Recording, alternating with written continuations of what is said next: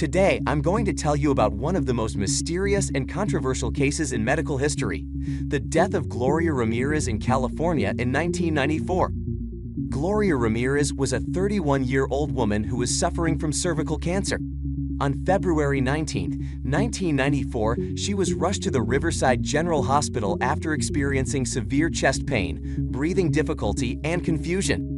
She was injected with various drugs to stabilize her condition, but her heart rate and blood pressure kept dropping. The medical staff decided to defibrillate her, but when they drew blood from her arm, they noticed something strange.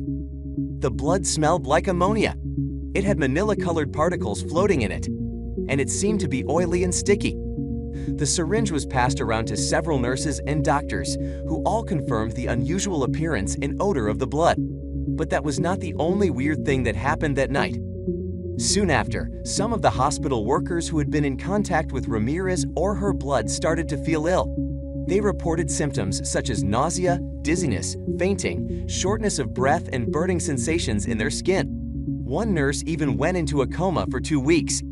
In total, 23 people became sick and 5 had to be hospitalized. Meanwhile, Ramirez was pronounced dead at 8:50 p.m., less than an hour after she arrived at the hospital. What caused this mysterious outbreak? What was wrong with Ramirez's blood?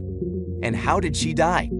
These questions have puzzled scientists, journalists, and conspiracy theorists for decades. There have been many theories and speculations, but no definitive answers.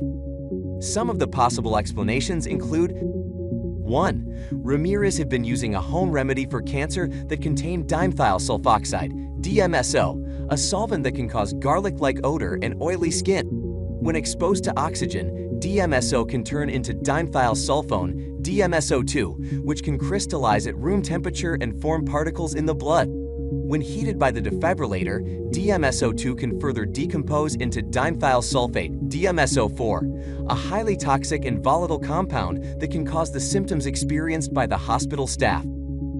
2. Ramirez had been exposed to methylamine, a chemical used in methamphetamine production. Methylamine can also smell like ammonia and react with other substances in the blood to form crystals and gases. Ramirez's family denied that she had any involvement with drugs, but some investigators suspected that she or someone close to her might have been involved in a clandestine meth lab. Or 3. Ramirez died of natural causes related to her cancer and the drugs she received, and the outbreak was a result of mass hysteria or psychogenic illness. Some skeptics argue that there is no scientific evidence to support any of the chemical theories, and that the symptoms reported by the hospital staff were either coincidental or induced by stress, fear, and suggestion. They claim that the case was sensationalized by the media and exploited by some people for personal gain or fame. As you can see, there is no clear consensus on what really happened to Gloria Ramirez and why.